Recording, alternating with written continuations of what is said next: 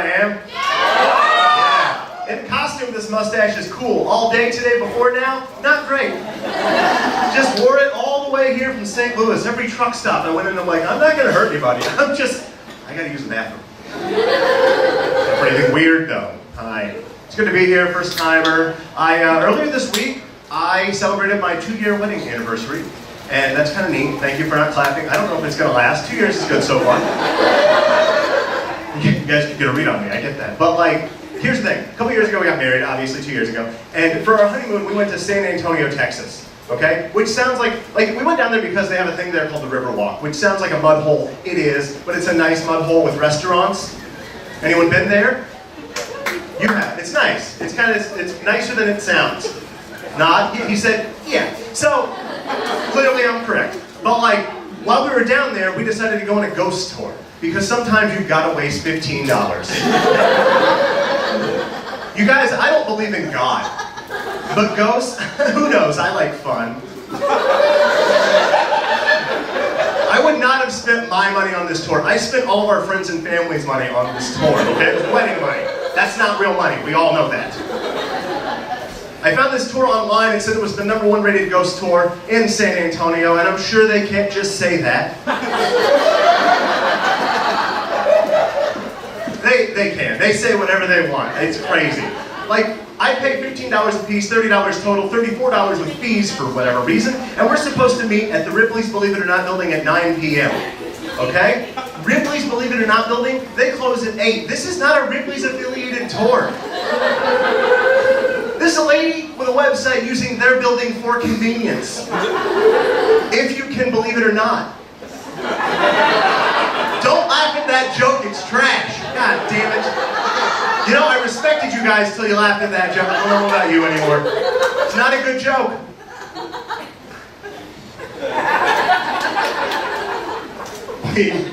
We're supposed to meet at 9 p.m. We go to the Ripley's Believe It or Not building at 9 p.m. We check in with the ghost hunter, and I had never met a ghost hunter before, but she was wearing the official attire, which is a blue visor at night,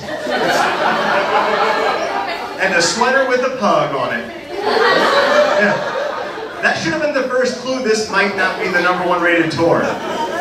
But like, we check in with her and she has a list of names, she makes sure we paid, and then she gives us little round stickers to put on our shirts to prove that we're supposed to be with the tour, because apparently a lot of people were sneaking on, which in hindsight is a great fucking idea. But like, this little round sticker she gives us to put on our shirt, it has the Ghostbusters 2 logo on it, and that's it. Her using that image is copyright infringement. Yeah, she stole that image and our fucking money, I'm sure of it. We hang out till 9:30, about 15 other thrill seekers show up, and we take off on the tour. I don't know if y'all know this, but in San Antonio, the Ripley's Believe It or Not building is across the street from the Alamo. We went to the Alamo, didn't find one ghost. #1? I don't know about that. If you guys had to take a wild guess where the most ghosts might be, in San Antonio, Texas. It's the Alamo. If this were the #1 rated tour, I should 2 years later still be at the Alamo talking to new ghosts.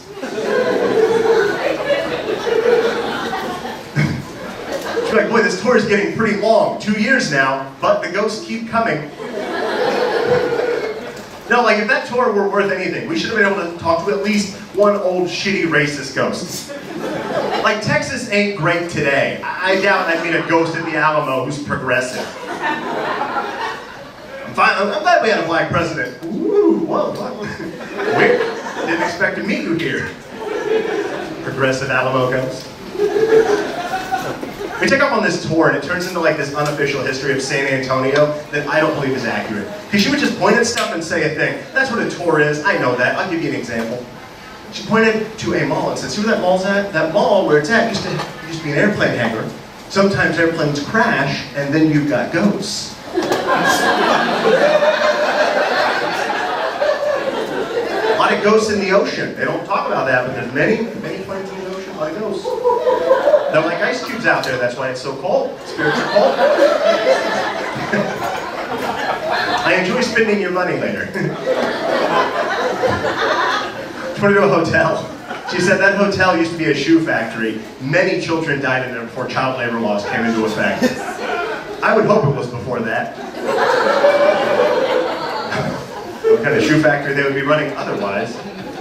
But like she said in that hotel, sometimes at night, they say you can see disembodied children's ghost limbs floating in the hallway. And she said that like it was scary. You guys imagine that this is a smaller and less threatening leg. And it's a ghost, and I'm not here.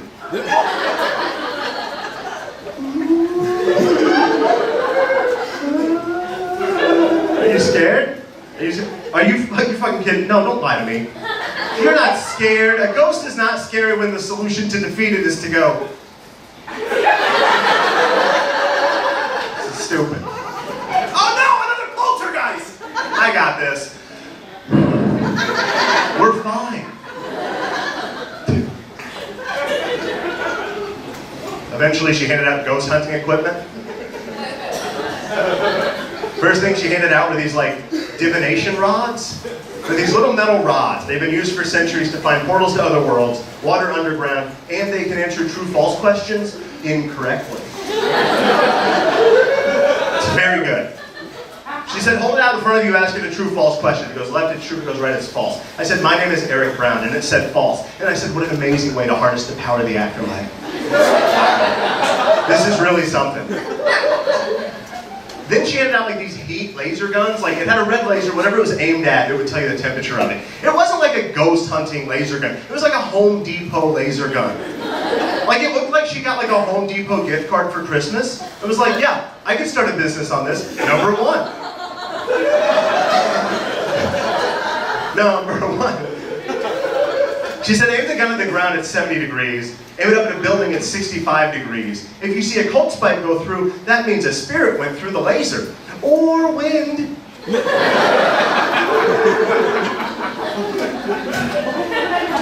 This tour almost ruined my wedding. Like, it sucked. Like, by the end of the tour, my wife and I were just walking behind everyone else on the tour, and I had the heat laser gun. And I was just aiming it at everyone in front of me's butt cheeks.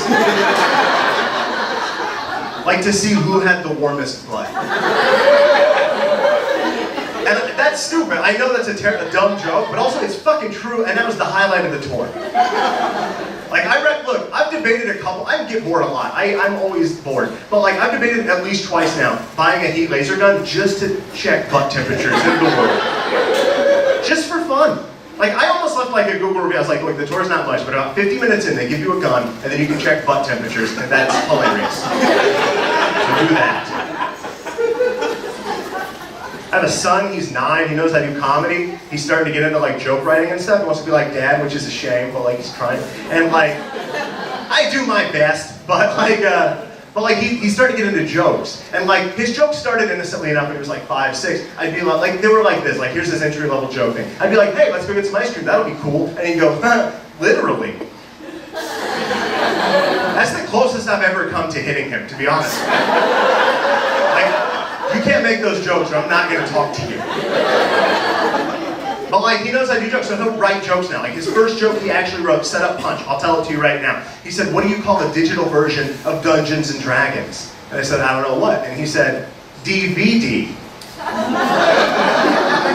It's better than some of you are acting, because you didn't think of it, so fuck off, all right? It's not great, but none of you thought of that joke. So he wins this round. Pretty good joke. Not great, pretty good. Second joke he wrote, what kind of soup comes from a dryer? Lentil soup. Sophomore effort's pretty bad. It's not good.